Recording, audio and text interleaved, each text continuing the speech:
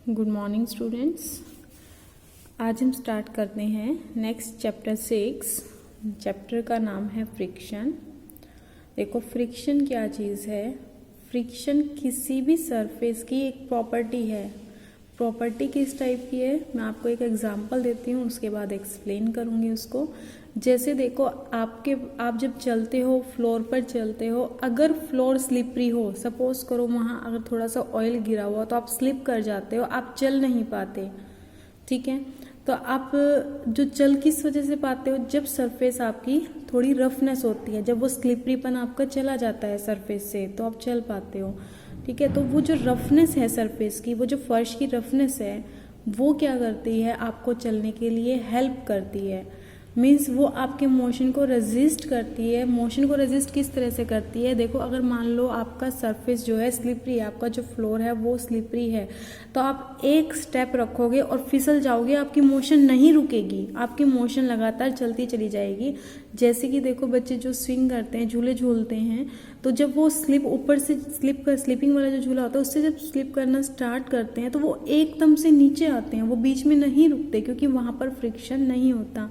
अगर आपकी सरफेस पर रफनेस है तो वो आपकी मोशन को रेजिस्ट करती है, आपको एकदम से स्लिप नहीं होने देती। ठीक है, तो वो जो रफनेस है जो आपकी मोशन को रेजिस्ट करती है, आपको स्लिप होने से बचाती है, जिसकी वजह से आप प्रॉपरली बैलेंस बना के चल पाते हो। ठीक है, वो जो रफनेस है प्रॉपर्टी है, रफनेस की प्रॉपर्टी है सरफेस की, वो कहलाती है फ्रिक्शन। ठीक है, और जो उस टाइम जब आप चलते हो, देखो आप क्या करते हो, जब आप चलते हो तो फर्श पर पैर रखते हो तो फर्श पर एक फोर्स लगाते हो, तो साथ में फोर्स ऑफ फ्रिक्शन की वजह से आप स्लिप होने से बच जाते हो, वहीं आपका स्टेप रखा जाता है और उसके बाद आप सेकंड स्टेप रखते हो। तो जो फोर्स ऑफ फ्रिक्शन है, जो फ्रिक्शन तो वो रफनेस हो गई, प्रॉपर्टी ऑफ जो रफनेस है बॉडी की, वो आपकी फ्रिक्शन हो गई। लेकिन उस जो फोर्स एग्जर्ट हो रहा है जिसकी वजह से आप चल पा रहे हो, उस फोर्स को हम क्या बोलते हैं, फोर्स ऑफ फ्रिक्शन। तो देखो आपकी बुक में definition, the property of roughness of bodies by virtue of which a force is exerted, कि वो प्रॉपर्टी रफनेस ऑफ बॉडी की जिसकी वजह से एक फोर्स एग्जर्ट हो और वो फोर्स क्या करे, to resist the motion of one upon the another, एक बॉडी को दूसरे बॉडी के ऊपर जो मोशन है उसको रेजिस्ट करे, is called the friction, and the force exerted is called the force of friction. ठीक है, अब देखो फोर्स ऑफ फ्रिक्शन के बाद मैं आपको सिंपली बता देती हूँ इस एग्जांपल में, ज़्यादा आपको नहीं करना, जो फिगर बनी हुई है बस इतना, जितना मैं बताती हूँ उतना ही करना। देखो एक ये बॉडी है, ए बॉडी, एक ये सरफेस ली हुई है, बी सरफेस, इन दोनों का पॉइंट ऑफ कॉन्टेक्ट है, जहाँ पॉइंट ऑफ कॉन्टेक्ट आता है दो सरफेस के बीच में। देखो जब आप स्टेप रखते हो, जब आप मूव करने की कोशिश करते हो, अपना एक पैर रखते हो, तो उस टाइम जो आपके पैर एक तो बॉडी आपका पैर हो जाएगी और एक आपकी जो सरफेस है वो किसका काम कौन करेगा, फर्श। तो एक फर्श और एक आपके जो पैर है, तो वो दो बॉडी का काम करेंगे, उनके बीच में जो पॉइंट ऑफ कांटेक्ट होता है वहाँ पर फोर्स ऑफ फ्रिक्शन आता है। ठीक है, तो एक ये बॉडी है, एक ये सरफेस है, इनके बीच में यहाँ टेंजेंशियली पॉइंट ऑफ कॉन्टेक्ट पे क्या एक्ट करता है, फोर्स ऑफ फ्रिक्शन। ठीक है, अभी ये एस पे मत ध्यान दो, बस दो ही चीज़ ध्यान देना, एफ, और जब पॉइंट ऑफ कांटेक्ट आता है तो नॉर्मल रिएक्शन भी आती है, तो एक हमारी होगी नॉर्मल रिएक्शन आर। सिर्फ आपको दो ही काम करने हैं, एफ और आर। एस अभी आपको यहाँ नहीं करना, मैं बाद में बताऊंगी, सिर्फ दो ही चीज़ करना, एक फोर्स ऑफ फ्रिक्शन एफ और एक नॉर्मल रिएक्शन आर। ठीक है, जितना मैं आपको वीडियो में बताती हूँ बस आपको उतना ही करना है, उससे ज़्यादा करने की ज़रूरत नहीं है। फिर है stages and kind of friction. Frictions आपके दो काइंड के होते हैं, एक होता है स्टैटिकल फ्रिक्शन, एक होता है डायनेमिकल फ्रिक्शन। देखो क्या है, जब बॉडी आपकी रेस्ट पे है, जैसे मेरे पास यहाँ बुक्स रखी हुई हैं, अब ये जो बुक्स रखी हुई हैं, इस बुक के और इस टेबल, जिस टेबल पे रखी हुई है, इस टेबल के और इस बुक के बीच में भी फ्रिक्शन है। ठीक है, तो ये जो फ्रिक्शन है, जब बॉडी रेस्ट पे है, बॉडी इक्विलिब्रियम में है, ये इक्विलिब्रियम में, ये अपने आप यहाँ से बुक अगर मैं इस पे फोर्स नहीं लगाऊंगी तो ये यहाँ से कहीं नहीं जाएगी, हमेशा यहीं रखी रहेगी।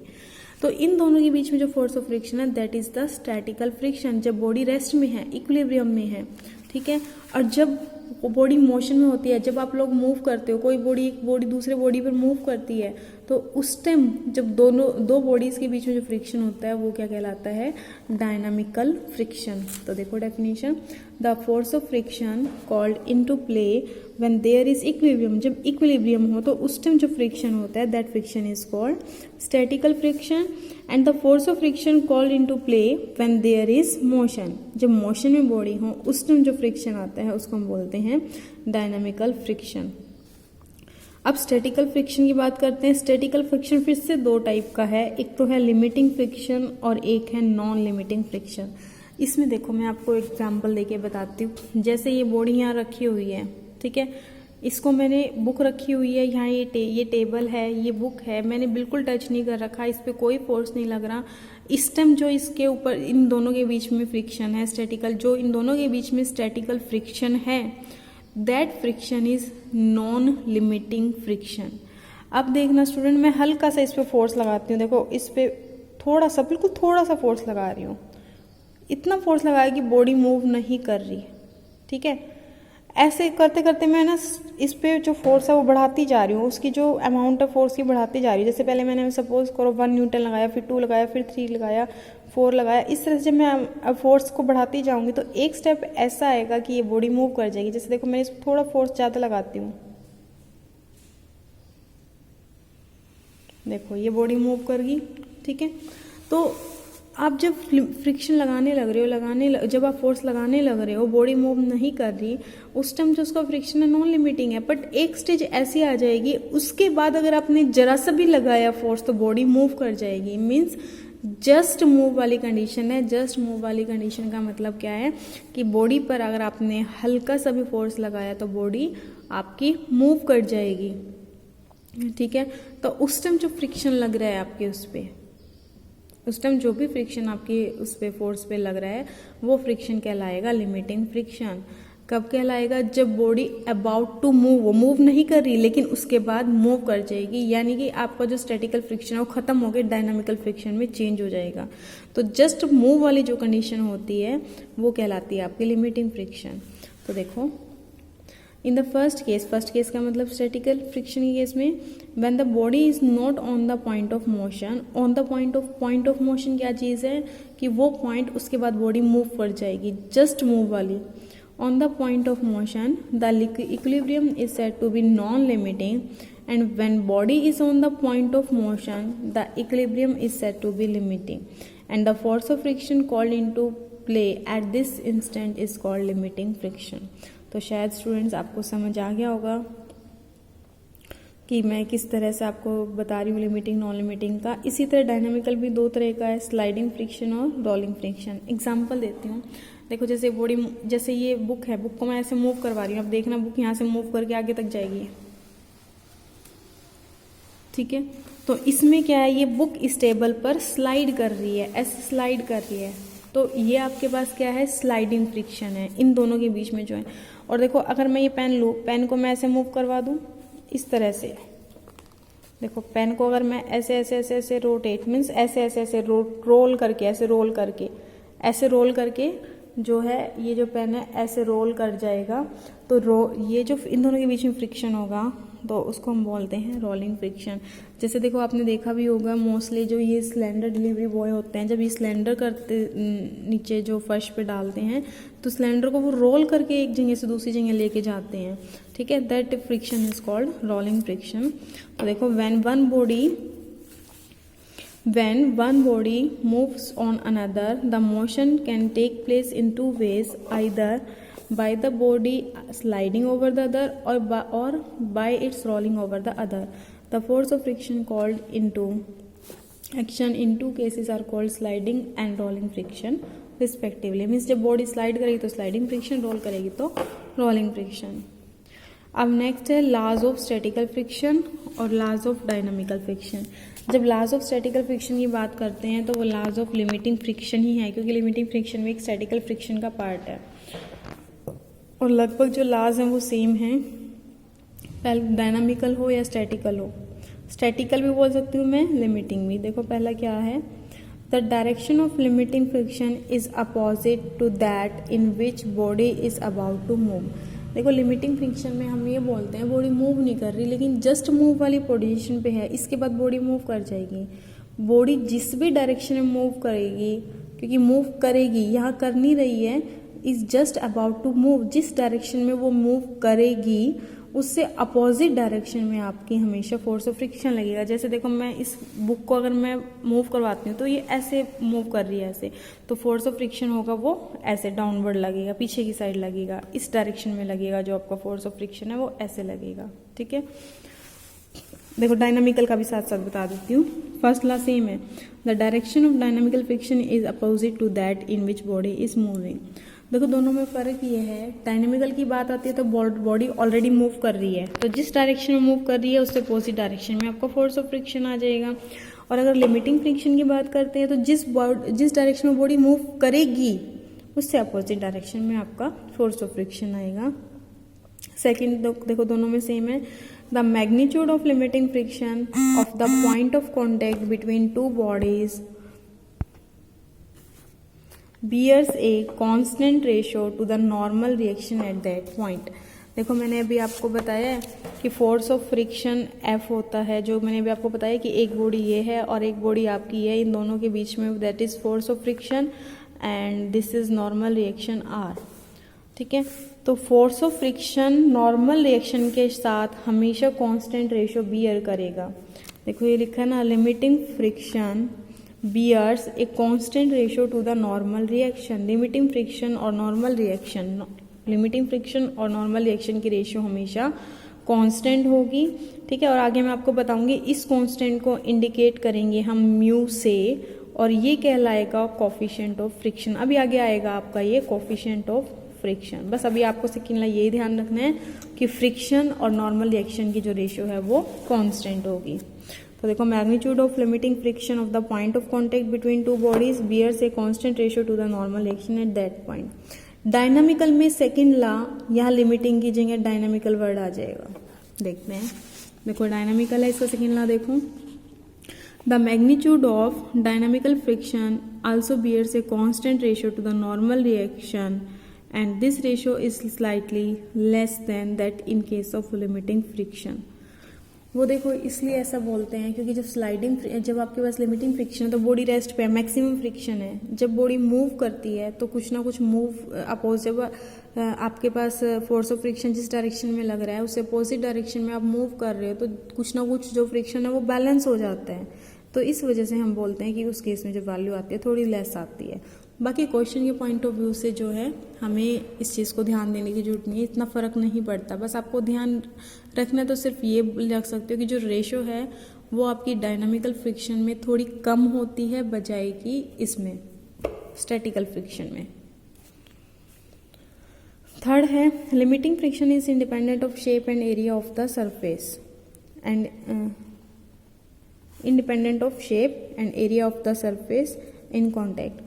मतलब बॉडी की क्या शेप है, कितना एरिया उसने ऑक्यूपाई कर रखा है, वो उस पर डिपेंड नहीं करती। जैसे बुक है, बुक की शेप आपको पता है ये रेक्टेंगल टाइप की है, अगर मैं इसकी जगह सर्कल ले लूँ, मैं इसकी जगह पैरेललोग्राम ले लूँ, एवरीथिंग किसी भी टाइप की शेप ले लूँ, तो जितना फ्रिक्शन इस बुक के और टेबल के बीच में है उतना ही शेप चेंज करने के बाद भी रहेगा। तो इस शेप पे और एरिया पे डिपेंड नहीं करती। और जब मैं डायनामिकल की बात करूंगी तो वहाँ तो बॉडी रेस्ट में है ही नहीं, बॉडी मूव कर रही है, तो मैं क्या कहूँगी कि वो वेलोसिटी पे डिपेंड नहीं करती। ठीक है, limiting friction is independent of shape and area, जबकि डायनामिकल फ्रिक्शन है that will be independent of velocity. देखो थर्ड ला क्या है, the dynamical friction is independent of velocity of motion. I think देखो आप सारे लास्ट क्लियर हो गए होंगे। फिर भी अगर किसी की कोई प्रॉब्लम आती है तो आप मुझे मैसेज कर देना। नेक्स्ट देखो, नेक्स्ट डेफिनेशन है कोफिशिएंट ऑफ फ्रिक्शन, जो कि ऑलरेडी मैं आपको बता चुकी हूँ। The constant ratio which the limiting friction bears to the normal reaction is called coefficient of friction। जो लिमिटिंग, क्योंकि देखो दो टाइप के फ्रिक्शन थे, डायनामिकल और लिमिटिंग। आपको पता है डायनामिकल वाली वैल्यू थोड़ी सी कम थी, तो कोफिशिएंट ऑफ फ्रिक्शन किसको बोलेंगे, जो लिमिटिंग फ्रिक्शन और नॉर्मल रिएक्शन के बीच की जो रेशियो होगी, रेशियो तो कांस्टेंट होगी, उस कांस्टेंट रेशियो का क्या नाम है, कोफिशिएंट ऑफ फ्रिक्शन। ठीक है, it is usually denoted by mu and F is let thus if the F be the limiting friction, R be the normal reaction, then F by R is equal to mu and F is equal to mu R. इसको भी हम questions में बहुत ज़्यादा use करेंगे.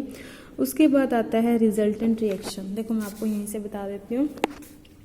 ये दो body आपकी कॉन्टेक्ट में थी, ये नॉर्मल रिएक्शन थी, ये आपका फोर्स ऑफ फ्रिक्शन था.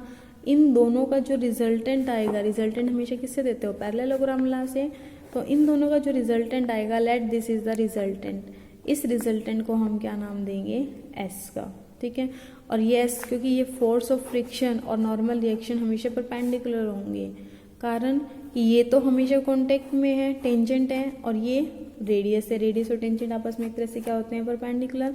तो इस एस की वैल्यू निकालूंगी तो मैं सीधा निकाल सकती हूँ √r² प्लस f², या s is equal to r² plus f².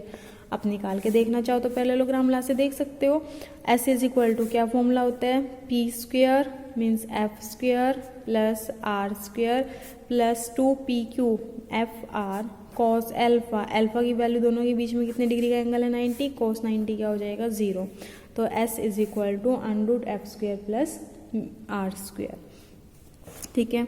तो रिजल्टेंट रिएक्शन देख लो. The limiting friction F and the normal reaction R acting at right angle to each other have a resultant force say S which is called resultant reaction and S is equal to R² plus F². F की value ऊपर यहाँ से put कर दी.